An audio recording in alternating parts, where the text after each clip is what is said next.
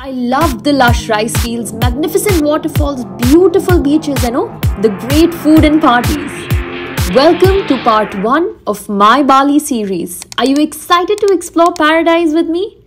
So I took a flight from India to Bali, where we had a long 7-hour layover in Singapore. Unfortunately, Bali still doesn't have any direct flights from India, but we utilized our time at the Singapore airport, which is known to be one of the coolest airports in the whole world. We caught up on some sleep, visited the butterfly garden, which was incredibly beautiful and so fun. And soon enough, it was time for our next stop. Bali, here we come. Just got our visa on arrival. It costed us $35 per person. I'm traveling with my brother. This is a screenshot of all the other currencies up here, so you can kind of check it out as to which currency suits you. I had dollars with me. Very simple process. All you need to keep in mind is to get out of the airplane as soon as possible, because the first thing that you need to do is there's a huge sitting area where they check your COVID vaccination certificate and they check your passport as well. And then after that you come on the visa on arrival area. So if you're in the front of the line, you're good to go.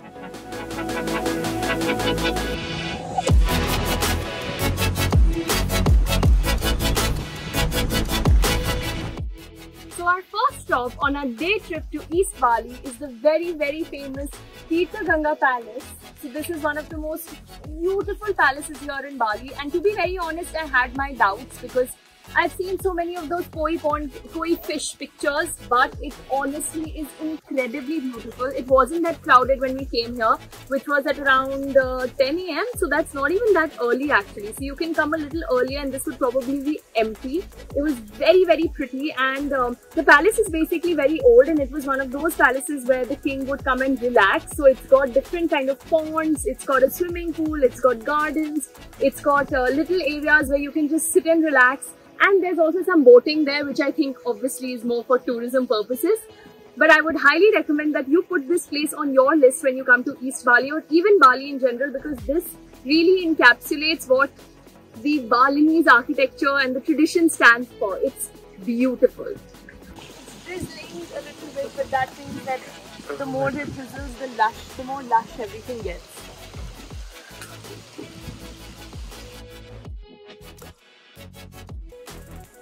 This place is incredible.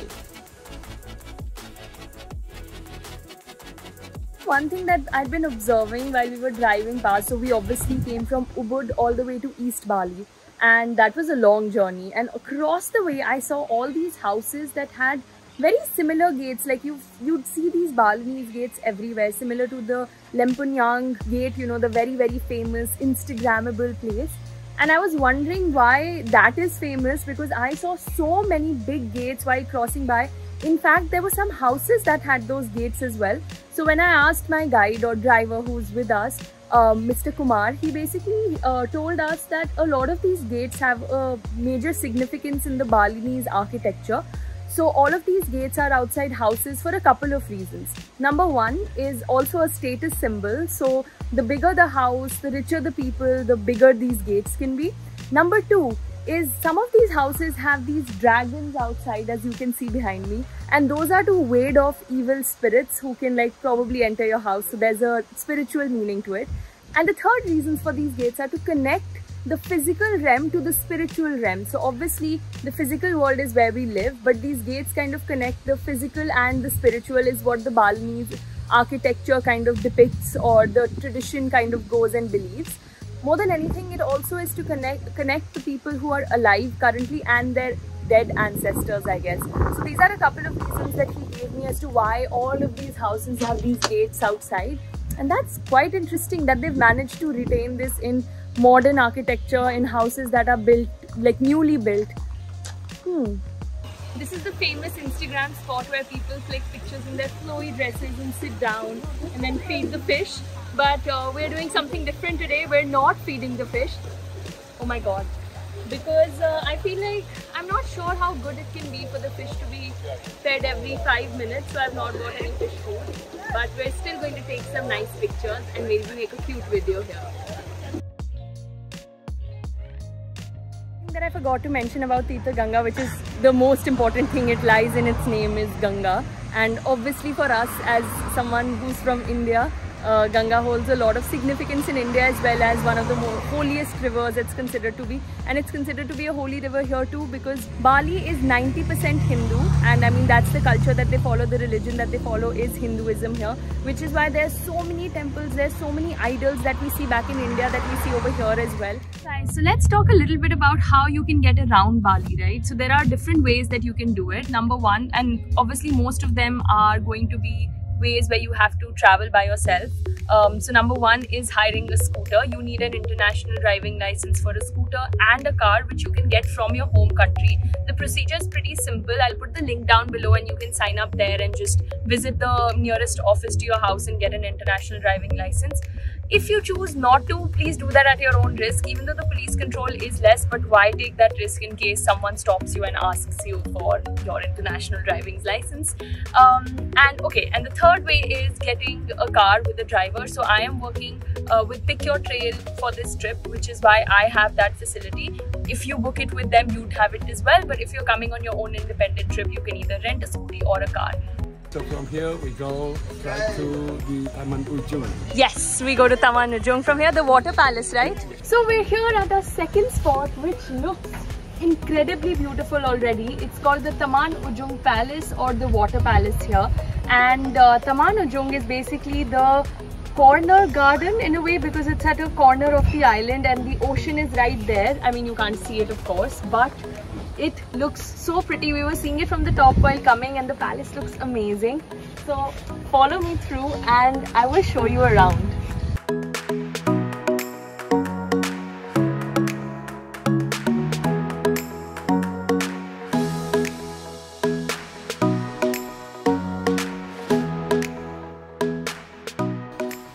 I love coming to palaces and then thinking, imagine this would be my room with this view. Okay, the view you can't see, that view. And where are we going now, Mr. Kumar? Also, we are going to Virgin Beach. So only, I think around 5 minutes or 10 minutes from here. 5 minutes or 10 minutes? Yes. Perfect. It's beautiful, right? Yes. Excited. God always blessing you. God is blessing you. Om Swaste Astu. Yes. Okay. And how do you say thank you? Matur Suksma. Also with this. Okay. Matur Suksma. Matur Shuksma. Yes. Matur Shuksma Perfect. and Om Swaste Astu. Perfect. Matur Shuksma and Om Swaste Astu. Yes. Oh, Thank you. Very smart.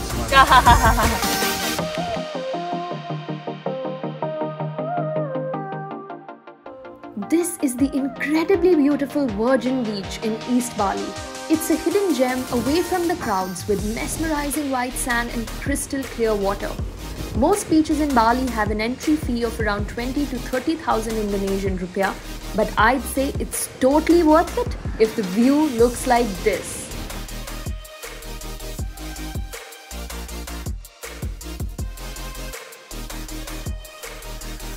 So while traveling across East Bali, I've seen so many of these beautiful rice terrace fields everywhere, and I used to think that it'd be overrated because you see so many pictures.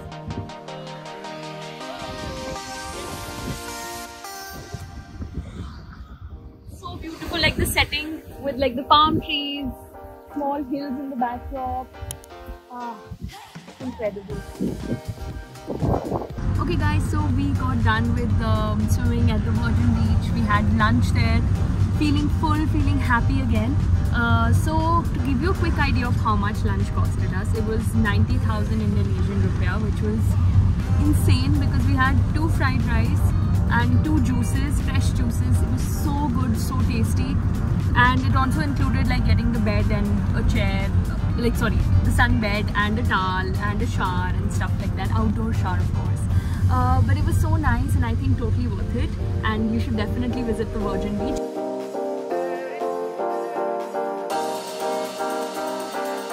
So now you know where we're going. Let's go. Yeah, so this ticket basically means that 288 people have been here since morning and we are the 289th and 290th person to go. We are off to our final spot in East Bali today for our day trip here, and then we have one more spot to cover, but that's in Ubud again. But in East Bali, we are in at the Cepung Waterfall. I mean, we're not there yet. We're walking to the Cepung Waterfall. So far the trail is pretty easy. It's stairs down, which means a lot of stairs up. But theek hai, I'm doing this thing in chappals because there's apparently a river that we need to cross down below. So would be smart to wear something that you can cross the river in. And I think I should have bought my towel, but too late to go back now. And it's kind of cold here. We are here at around 4 o'clock in the evening, so I think this is more of an afternoon place, but I'll keep you guys updated as to whether we have made a mistake or not. So cool. We're inside like these two, I don't know if I'd call them caves, but like huge rocks. Looks like we're in Narnia.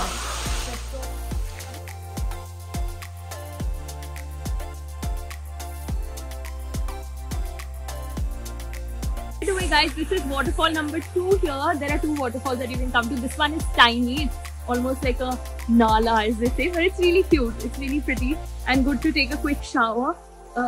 Even if you don't have a towel, like I said.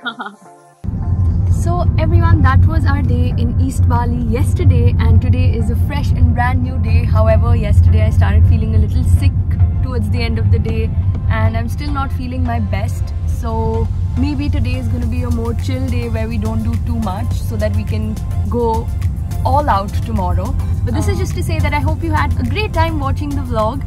East Bali is something that you should definitely add on your radar to explore here because it's so unique.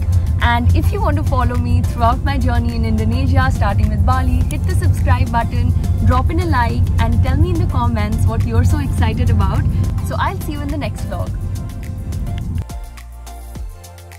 So today we're at the very famous... Come on, follow me. At the end, maybe we'll be okay. I know that you're coming back home.